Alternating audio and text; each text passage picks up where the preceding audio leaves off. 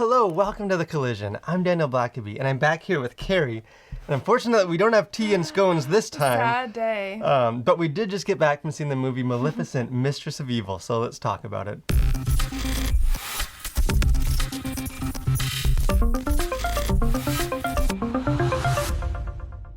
So this movie, I think neither one of us saw the first Maleficent. I admit I didn't know there was a first one until we got to the theater. Yeah, so it's, we have seen the original cartoon featuring the character Maleficent. And I recently stopped having nightmares and terrors. Yeah, the original the cartoon is arguably a horror movie. Not arguably, it is a horror movie. And as we'll talk about in a second, this movie gets pretty dark too, as you might expect. But so neither of us has seen the original. We came in this one fresh.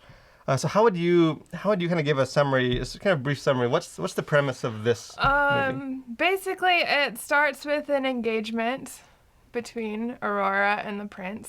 And hopefully that's not a spoiler. And basically they've got some in-law issues, which leads to massive war and the fallout that is the rest of the movie. Yeah, you kind of have these two, star-crossed lovers, Aurora, the princess, and the prince. A little bit Romeo and Juliet-esque. Yeah, and then you have kind of the two worlds they represent. The prince kind of from the world of the humans, and then Aurora kind of representing, what do they call fairies. it? The fairies, all the kind of, the supernatural, the creatures, and kind of trolls and all that kind of stuff. So the movie kind of centers around this wedding, and then kind of these two worlds clashing as a result of it. So what would be your kind of your initial takeaway from the film? It's basically a very dark, kind of not really kids movie. So it's the darker side of fairy tales, maybe. Yeah, without the lighter side to kind of lighten things up. And that was one of the things we were talking about on the way home from the theater. Is it's hard to figure out who this movie was made for. Yeah, it's pretty dark and terrifying for children. Yeah, there's as things escalate around this wedding, as things tend to do around all weddings. There's things come to blows. There's fighting. There's kind of these worlds clashing. Characters straight up die. They're fighting. It's pretty dark and violent. There's not gore or blood, but there is some kind of fantasy violence and. Yeah, I don't think you'd want to take your 4-year-olds. Yeah, and kind of the whole mood of it is pretty grim, and it's what it's lacking too is the fun, goofy side characters. No comic relief, really. I'm trying to think. Did we laugh? There's maybe one part at the end that we chuckled at. Yeah.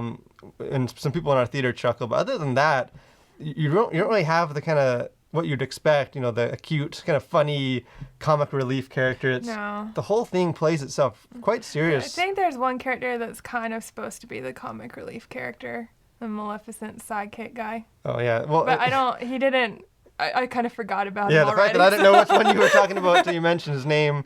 So the movie, it sort of ends up kind of, I thought, this swimming in no man's land as far as it's a fairy tale and it's kind of hard to take it seriously as like a dark, gritty movie. It's not really an adult movie either, and they obviously shied away. There's no profanity. They didn't use any. There's violence, but there's not any gory violence, and I think a lot of the themes they hit are more themes you'd see in a children's movie. Yeah, it's more just sort of the overall kind of tone of it is just very kind of grim and it's kind of somewhat serious.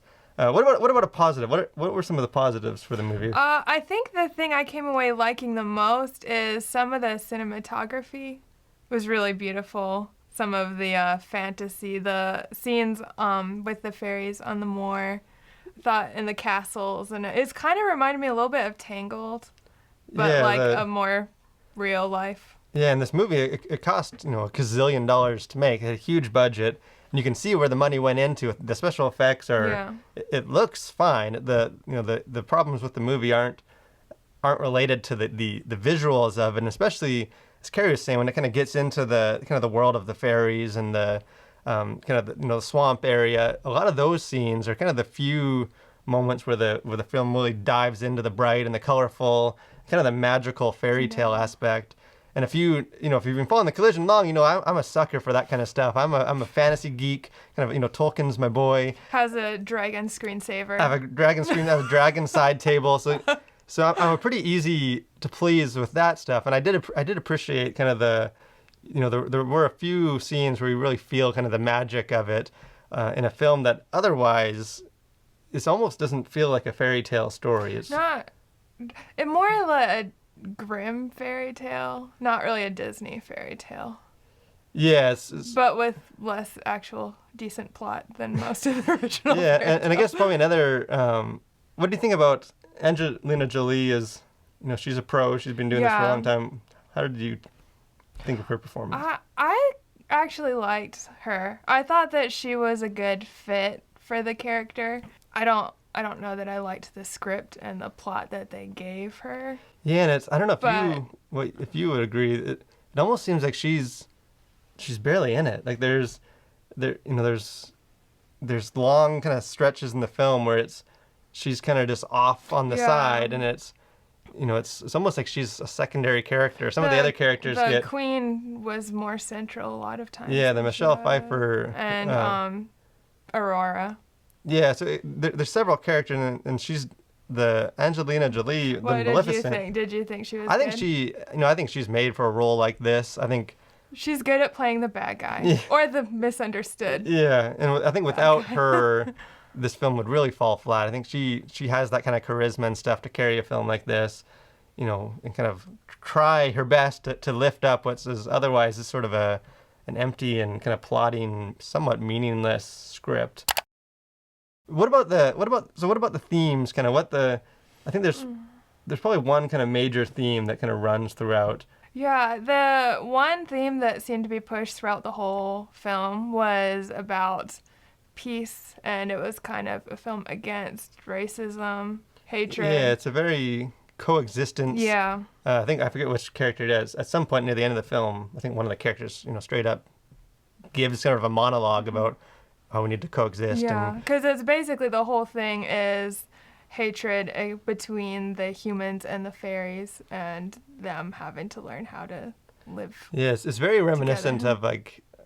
of going way back with Disney with like a Pocahontas, and then kind of more recently with like Avatar, where you kind of have the misunderstood kind of the people that are more in tune with nature, and then you have sort of the humans, which are the evil kind of and they're all about the technology and iron and kind of development and their kind of society, and this sort of looking down on these people that they that they fear, that they think of being savages or primitive or less than human, and sort of that approach and kind of the film. It seems like what it's trying to kind of the main message it's trying to get across is just that we need to accept each other even though we're different, not fear sort of the other. Yeah, so the film really it feels like the movie kind of started with this is going to be its theme. It's going to be about coexistence. Yeah. But at least in my opinion, never really figured out how to tell a story that actually reached this conclusion. Because there's essentially when you get into the third act, again we won't spoil what happens in the third act, but kind of characters make these drastic changes in their whole view of the world and each other, and characters that were hateful and spiteful and kind of evil all of a sudden sort of with a blink of the eye all of a sudden they're it was quite abrupt without really much cause. Yeah, you kind of have in a span of like 3 scenes you have people killing each other, and then you have they're like flirting with each other and smiling at each other, and it's the film, I don't know if you'd agree, doesn't really do much to justify reaching that conclusion, or kind of that these characters it's not organic that they make these. It's sort of, well, this is a story where we need to get along at the end, and we're fighting, and we're at the end of the movie. They knew where they wanted to start and where they wanted to finish, but they didn't really know how to get there. Yeah, so I think that in the end, the theme itself is fine. There's a reason this is sort of, a common theme that a lot of these movies keep coming up with, and it's a good one, still for us today. It's just, in the end, I just don't think the film really did it, kind of its theme, a whole lot of justice in the way, kind of the narrative storytelling. So final thoughts on this movie. What's your takeaway? Do you think this is a movie that people will enjoy? Is this a movie that it just sort of is? Yeah, I think it's a sequel that I don't know that many people were really clamoring for.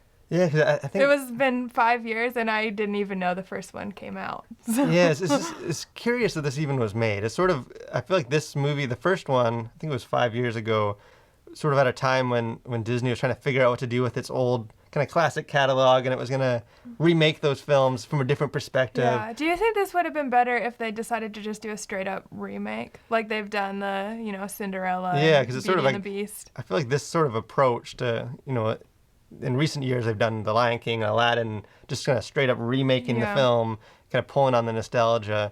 I just feel like there's not really a place for this sort of film, and it kind of feels. I'm not sure exactly how much money the first one made. It just sort of seems like this one I know didn't make as much as it was supposed to. Yeah, it just sort of seems like a film that, like, well, the first one was moderately successful, so I guess we got to make a sequel. So let's find a story. Didn't seem inspired or didn't really justify its own. And the original is such a classic story that it's hard to find a sequel. Yeah, and it's kind of the problem with a lot of these movies where you sort of try and give the other side of the villain sort of an origin story and kind of trying to be wicked. Yeah, trying to sort of the but wicked without the catchy songs. But so yeah, in the end, and I think again I don't think this is a movie that young kids. No, I think it would terrify. I mean, it almost terrified me at times. So I don't know that I would recommend it for small children. Yeah, or even I think even like a 9-year-old or something. Just I don't think there's enough in here to make it worth watching. It's scary, and even if they aren't scared, I just don't think they're going to be that enjoyed by. Yeah, it kind of could get boring. It seemed to drag it. I don't know if it would hold a kid's attention the whole way through, even if they weren't absolutely terrified wetting their pants, which they may be. So yeah, I guess in the end, obviously we weren't crazy about this film, but if you do go see it, we'd love to hear what your thoughts were. Maybe you had a more positive take than we did. Maybe you share some of our. Maybe you actually saw the original. Yeah, maybe you saw the original. Maybe if you have, jump into the comment section and kind of let us know. Maybe if we missed something in the first one that would help us appreciate the second one. Make sure you hit that like button on this video, and if you haven't done so already, we'd love for you to subscribe to our channel to keep up with all of our video content. Thank you for watching, and hope you'll continue to collide with your world for Christ.